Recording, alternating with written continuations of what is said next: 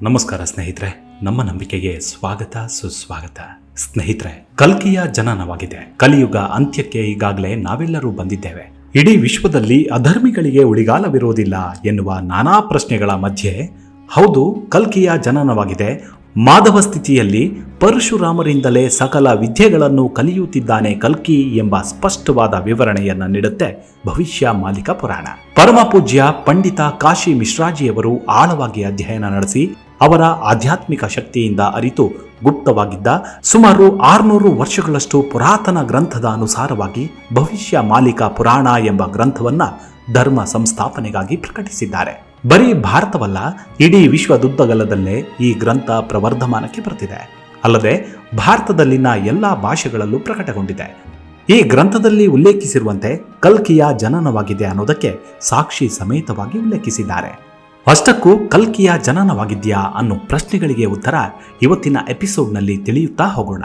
ಅದಕ್ಕೂ ಮುನ್ನ ನಮ್ಮ ನಂಬಿಕೆಗೆ ನಿಮ್ಮ ಬೆಂಬಲವಿರಲಿ. ಸ್ನೇಹಿತರೆ, ಶ್ರೀಮದ್ ಭಾಗವತದ ಮಹಾಪುರಾಣದಲ್ಲಿ ವೇದವ್ಯಾಸ ಮಹಾರಾಜರು ಕಲ್ಕಿ ಅವತಾರದ ಬಗ್ಗೆ ಈ ರೀತಿಯಾಗಿ ಉಲ್ಲೇಖಿಸುತ್ತಾರೆ. ಅಥಸೈ ಯುಗ ಸಂಧ್ಯಾಯಾಂ ದಶ್ಯು ಪ್ರಾಯೇಶು ರಾಜಸು ಜನಿತಾ ವಿಷ್ಣು ಯಶಸ ನಾನಾ ಕಲ್ಕಿರ್ ಜಗತ್ಪತಿ ಬಾದೈರ್ಬಿ ಮೋಹಯತಿ ಯಜ್ಞ ಕೃತೋಂದ್ರ ಅಧರ್ರಾನ ಶುದ್ರಾನ ಕಲೌಕ್ಷಿತಿಭುಜೋ ನ್ಯಹ ನಿಶ್ಯದಂತೋ ಎಂದು ಶ್ರೀಮದ್ ಭಾಗವತದ ಅಧ್ಯಾಯ 25ರಲ್ಲಿ ಉಲ್ಲೇಖಿಸಲಾಗಿದೆ. ಕವಿ ಜಯದೇವ ಮಹಾರಾಜರು ತಮ್ಮ ಗ್ರಂಥ ಗೀತ ಗೋವಿಂದದಲ್ಲಿ ಕಲ್ಕಿ ಅವತಾರದ ಬಗ್ಗೆ ಈ ರೀತಿಯಾಗಿ ವಿವರಿಸಿದ್ದಾರೆ. ಮ್ಲೇಚ ನಿವಹ ನಿಧನೆ ಕಲಯಸಿ ಕರವಾಲಂ ಧೂಮಕೇತುಮೈವ ಕಿಂ ಅಪಿ ಕರಾಲಂ ಕೇಶವ ಧೃತ ಕಲ್ಕಿ ಶರೀರ ಜಯ ಜಗದೀಶ ಹರೇ ಎಂದು ವಿವರಿಸಿದ್ದಾರೆ. ಅಂದರೆ ಭಗವಾನ್ ವಿಷ್ಣುವಿನಿಂದ ಧಾರಣೆ ಮಾಡಿರುವಂತಹ ಸಂಪೂರ್ಣ ದಶಾವತಾರದಲ್ಲಿ ಇರುವಂತೆ ಕೇವಲ ಈ ಕಲ್ಕಿ ಅವತಾರವೇ ಉಳಿದಿರುತ್ತೆ. ಈ ಕಲಿಯುಗದಲ್ಲಿ ಭಗವಾನ್ ಕಲ್ಕಿ ಧೂಮಕೇತುವಿನ ಸಮಾನ ಭಯಂಕರ ಉಗ್ರ ರೂಪ ಧಾರಣೆ ಮಾಡ್ತಾನೆ. ಕೈಯಲ್ಲೊಂದು ದೊಡ್ಡ ಖಡ್ಗವನ್ನ ಧಾರಣೆ ಮಾಡಿಕೊಂಡು ಕುದುರೆಯ ಮೇಲೆ ಸವಾರರಾಗಿ ದುಷ್ಟರನ್ನ, ಪಾಪಿಗಳನ್ನ, ಅತ್ಯಾಚಾರಿಗಳನ್ನ, ದುರಾಚಾರಿಗಳನ್ನ, ಕ್ರೂರಿಗಳನ್ನ ವಿನಾಶ ಮಾಡ್ತಾನೆ. ಈ ಪೃಥ್ವಿಯ ಮೇಲೆ ಸತ್ಯ ಯುಗಕ್ಕೋಸ್ಕರ ಧರ್ಮ ಸಂಸ್ಥಾಪನೆ ಮಾಡ್ತಾನೆ ಎಂದು ಉಲ್ಲೇಖ ಮಾಡುತ್ತೆ. ಮುಖ್ಯವಾಗಿ ಈ ರೀತಿಯಾದ ದಶಾವತಾರದ ವರ್ಣನೆಯನ್ನ ಎಲ್ಲಾ ಕಡೆಗಳಲ್ಲೂ ಮಾಡಲಾಗಿದೆ. ಈ ಕೆಳಗಿನ ಶ್ಲೋಕಗಳನ್ನು ವಿವರಿಸಿ ಇದನ್ನ ಪಠಣ ಮಾಡುವುದರಿಂದ ಧರ್ಮದಲ್ಲಿ ಬದುಕುವವರಿಗೆ ಆ ಕಲ್ಕಿ ಭಗವಾನನ ಆಶೀರ್ವಾದ ಲಭಿಸುತ್ತೆ ಎಂದಿದೆ. ಈ ಬಗ್ಗೆ ಶ್ರೀಮದ್ ಭಾಗವತದಲ್ಲಿ ಹೀಗೆ ವರ್ಣಿಸಲಾಗಿದೆ. ಶೃಣ್ವತಾಂ ಸ್ವಕಥಾಂ ಕೃಷ್ಣ ಪೂರ್ಣ ಶ್ರವಣ ಕೀರ್ತನಃ ಹೃದಯಂತಸ್ಥೋ ಹೃಭ ಪ್ರಾಣಿ ಸುದತ ಸತಾಂ ಜನ್ಮ ಗೃಹ್ಯ ಭಾಗರೋ ಯೇ ಯಥತ್ ಪ್ರಯತೋ ನರಃ ಸಾಯಂ ಪ್ರಾತಃ ಗೃಣನ ಭಕ್ತ್ಯ ದುಃಖ ಗ್ರಾಮದ್ಭಿಮುಖತೆ ಎಂದು ವಿವರಿಸುತ್ತೆ. ಅಂದರೆ ಭಗವಾನ್ ವಿಷ್ಣುವಿನಿಂದ ಧಾರಣೆ ಮಾಡಿರುವಂತಹ ಸಂಪೂರ್ಣ ದಶಾವತಾರದಲ್ಲಿ ಇರುವಂತೆ ಕೇವಲ ಈ ಕಲ್ಕಿ ಅವತಾರವೇ ಉಳಿದಿರುತ್ತೆ. ಹೀಗೆ ಜಯದೇವರ ತಮ್ಮ ಗ್ರಂಥ ಗೀತ ಗೋವಿಂದಂನಲ್ಲಿ ಉಲ್ಲೇಖಿಸಿರುವಂತೆ ದಶಾವತಾರ ಸ್ತೋತ್ರದಲ್ಲಿ ಈ ರೀತಿ ಉಲ್ಲೇಖಿಸುತ್ತಾರೆ. ವೇದಾನುದ್ಧರತೆ ಜಗಂತಿ ವಹ ಭೂಗೋಲತೆ ಮುದ್ದ ಬಿಭ್ರತೆ ದೈತ್ಯಂ ದಾರಯತೆ ಬಲಿಂ ಚಾಲಯತೆ ಕ್ಷತ್ರಕ್ಷಯಂ ಕುರ್ವಾತೆ ಪೌಲಸ್ಯಂ ಜಯತೆ ಹಲಂ ಕಲ್ಯತೆ ಕಾರುಣ್ಯ ಮಾತನ್ವತೆ ಮ್ಲೇಚಾನ್ ಮೂರ್ಛಯತೆ ದಶಾ ಕೃತಾಕೃತೆ ಕೃಷ್ಣಾಯ ತುಭ್ಯಂ ನಮಃ ಎಂದು ವಿವರಿಸ್ತಾರೆ. ಅಂದರೆ ಪ್ರಭು ಶ್ರೀಕೃಷ್ಣ ತಾನು ಮತ್ಸ್ಯ ರೂಪವನ್ನು ಧಾರಣೆ ಮಾಡಿ ಪ್ರಳಯ ಸಮುದ್ರದಲ್ಲಿ ಮುಳುಗಿರುವಂತಹ ವೇದಗಳ ಉದ್ಧಾರ ಮಾಡಿದ.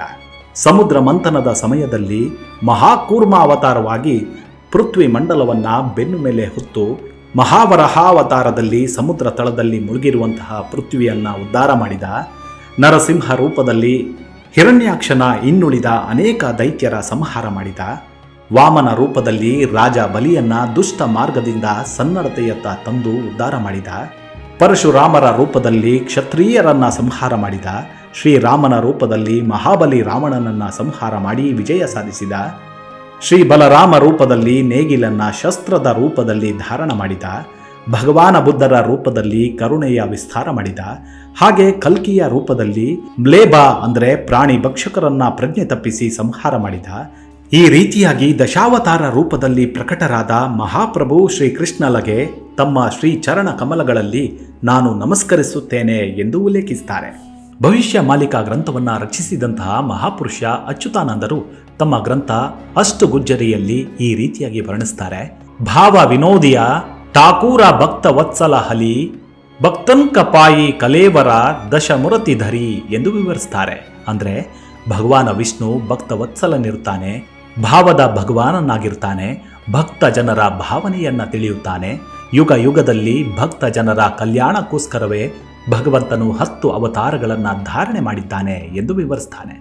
ಇನ್ನು ಭಗವಾನ್ ಕಲ್ಕಿಯ ಅವತಾರಕ್ಕೆ ಸಂಬಂಧಿಸಿದಂತಹ ವಿವಿಧ ಶಾಸ್ತ್ರ ಪುರಾಣ ಮತ್ತು ಭವಿಷ್ಯ ಮಾಲಿಕಗಳಲ್ಲಿರುವ ವರ್ಣನೆಯನ್ನು ಗಮನಿಸಿದಾಗ ಭವಿಷ್ಯ ಮಾಲಿಕ ಮತ್ತು ಶಾಸ್ತ್ರಗಳ ಪ್ರಕಾರವಾಗಿ ಭಗವಾನ್ ವಿಷ್ಣುವಿನ 10ನೇ ಅವತಾರವೇ ಕಲ್ಕಿ ಅವತಾರ.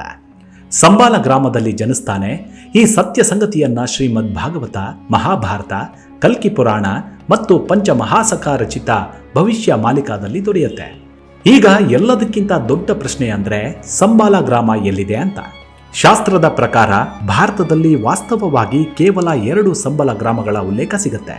ಶ್ರೀಮದ್ ಭಾಗವತ, ಮಹಾಭಾರತದಲ್ಲಿ ವನಪರ್ವ ಮತ್ತು ಪಂಚಸಕ ರಚಿತ ಭವಿಷ್ಯ ಮಾಲಿಕಾದಲ್ಲಿ ವರ್ಣನೆಯನ್ನ ಮಾಡಲಾಗಿದೆ. ಭಗವಾನ್ ಶ್ರೀ ವೇದವ್ಯಾಸರ ಶ್ರೀಮದ್ ಭಾಗವತ ಗ್ರಂಥದಲ್ಲಿ ಉಲ್ಲೇಖ ಮಾಡಿರುವಂತೆ ಭಗವಾನ್ ಕಲ್ಕಿಯು ಸಂಬಲ ಗ್ರಾಮದಲ್ಲಿ ಜನನವಾಗುತ್ತೆ ಮತ್ತು ಮ್ಲೇಚ್ಛರನ್ನ ಅಂದ್ರೆ ದುಷ್ಟರನ್ನ ನಾಶ ಮಾಡ್ತಾನೆ ಎಂದಿದ್ದಾರೆ. ಇದರ ವರ್ಣನೆಯನ್ನ ಮುಂದಿನ ಶ್ಲೋಕದಲ್ಲಿ ಮಾಡಲಾಗಿದೆ.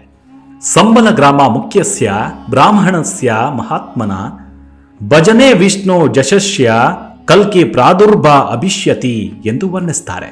ಅಂದ್ರೆ ಸಂಬಲ ಗ್ರಾಮದ ಮುಖ್ಯಸ್ಥ ಬ್ರಾಹ್ಮಣನ ಮನೆಯಲ್ಲಿ ಪ್ರತಿನಿತ್ಯ ಭಗವಾನ್ ವಿಷ್ಣುವಿನ ಮಹಿಮೆಗಳನ್ನ ನಾಮಸ್ಮರಣೆ, ಗಾನ, ಜಪ, ತಪಗಳನ್ನ ಮಾಡುವಂತಹ ಮನೆಯಲ್ಲಿಯೇ ಭಗವಂತ ಕಲ್ಕಿಯ ಜನನವಾಗುತ್ತೆ ಎಂದು ವಿವರಿಸ್ತಾರೆ.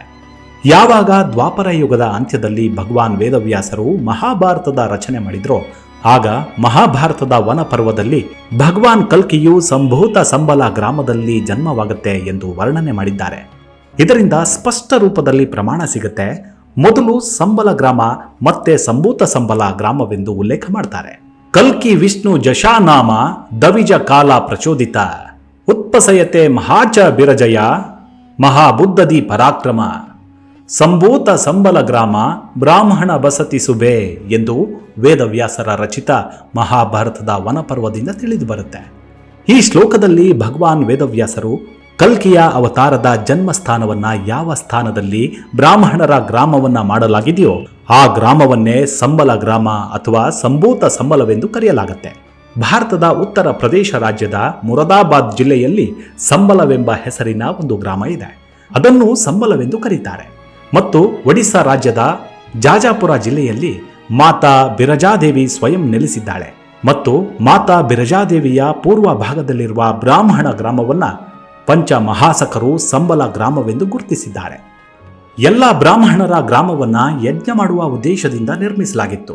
ಆ ಗ್ರಾಮದ ಪ್ರಮುಖ ಬ್ರಾಹ್ಮಣನ ಮನೆಯಲ್ಲಿ ಭಗವಾನ್ ವಿಷ್ಣುವಿನ ಸಂತರ ನಾಮಸ್ಮರಣೆ, ಭಜನೆ, ಕೀರ್ತನೆ, ಯಶೋಗಾತ ಮಾಡುವಂತಹ ಮನೆಯಲ್ಲಿ ಭಗವಾನ್ ಕಲ್ಕಿಯ ಜನನವಾಗತ್ತೆ ಅಂತ ಉಲ್ಲೇಖಿಸಿದ್ದಾರೆ.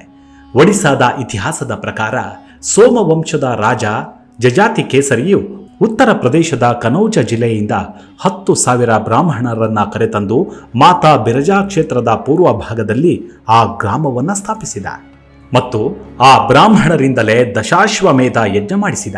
ಇದರಿಂದ ನಮಗೆ ಸ್ಪಷ್ಟವಾದ ಪ್ರಮಾಣ ಸಿಗುತ್ತೆ. ಭಗವಾನ್ ಕಲ್ಕಿಯ ಜನ್ಮವು ಹೊಸ ಸಂಬಲ ಅಥವಾ ಸಂಭೂತ ಸಂಬಲದಲ್ಲಿ ಜನಿಸ್ತಾನೆ ಅಂತ. ಹೀಗಾಗಿ ಹಳೆಯ ಸಂಬಲ ಗ್ರಾಮದಲ್ಲಿ ಜನನವಾಗಿಲ್ಲವೆಂದು ಸಾಕ್ಷಿಗಳು ಸಿಗುತ್ತವೆ. ಇದರ ಸ್ಪಷ್ಟ ಪ್ರಮಾಣವನ್ನ ಪಂಚಮಹಾಸಕರು ತಮ್ಮ ಭವಿಷ್ಯ ಮಾಲಿಕ ಗ್ರಂಥದಲ್ಲಿ ವಿವರಿಸಿದ್ದಾರೆ. ಅದರ ವರ್ಣನೆಯನ್ನ ಮಹಾಪುರುಷ ಅಚ್ಯುತಾನಂದರು ರಚಿಸಿದ ಬಿರಜಾ ಮಹಾತ್ಮೆಯ 2ನೇ ಸ್ಕಂದದಲ್ಲಿ ಸಿಗುತ್ತೆ. ಶ್ರೀ ವೇದವ್ಯಾಸರ ವಾಣಿಯನ್ನ ಸಮರ್ಪಿಸುವುದಕ್ಕಾಗಿ ಒಡಿಸ್ಸಾದ ಜಾಜಾಪುರ ಗ್ರಾಮದಲ್ಲಿ ಮಾತಾ ಬಿರಜಾದೇವಿ ಮಂದಿರದ ಪೂರ್ವ ಭಾಗದಲ್ಲಿ ಸ್ಥಾಪಿಸಿದ ಬ್ರಾಹ್ಮಣರು ವಾಸಿಸುವ ವಾಸಸ್ಥಾನವೇ ಸಂಬಲ ಗ್ರಾಮವೆಂದು ಸಿದ್ಧವಾಗತ್ತೆ ಎಂದು ಭವಿಷ್ಯ ಮಾಲಿಕ ಪುರಾಣ ವಿಭಿನ್ನ ಹಾಗೂ ವಿಶೇಷವಾದಂತಹ ಕೌತುಕ ಭರಿತ ಕಲ್ಕಿಯ ವಿಚಾರ ತಿಳಿಸುತ್ತೆ. ಇನ್ನು ಮುಂದಕ್ಕೂ ಗ್ರಂಥದ 2ನೇ ಆವೃತ್ತಿಯನ್ನ ಪ್ರಕಟಗೊಳಿಸಲಿದ್ದು ಕಲ್ಕಿ ಹಾಗೂ ಕಲಿಯುಗದ ನಿಚ್ಚಳ ಭವಿಷ್ಯವನ್ನ ಹೊತ್ತು ತರಲಿದೆ.